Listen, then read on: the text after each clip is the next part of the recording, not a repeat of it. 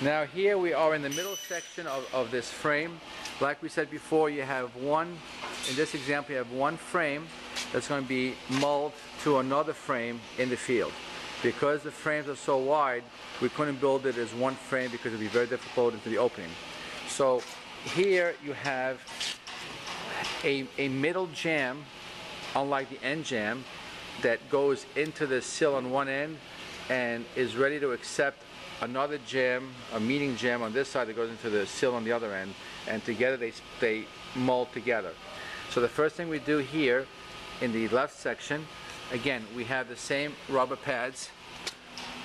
We first put silicone along the edge of the sill like we did on the other end, okay, all the way through. Step one. Step two, you want to connect the jamb to the sill with a fastener. Number three, you want to seal the fasteners here.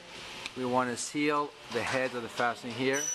Then we take these rubber sponges and we're going to put them in here. We cut them to form, put them in here, push them in a little bit, and then we're going to take a little bit of, we put one here as well. We take a little of that spray foam from the can and to clean up this whole area and seal that entire area. Again, we're being very careful to leave the raceway for the sub-sill bulb unobstructed, so we just cover that with that temporarily, so none of the foam goes in here. Then we put silicone here, so everything is sealed, and then when it dries we take it out. And then what we do is we should have a nice clean seal here and here, and all this should be nice and sealed. This should be nice and sealed so no water should come out of this location. We do the same thing on the other side of the jamb here.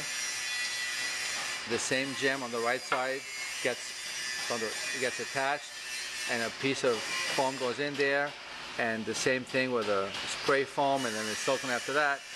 And then you have now both sections attached.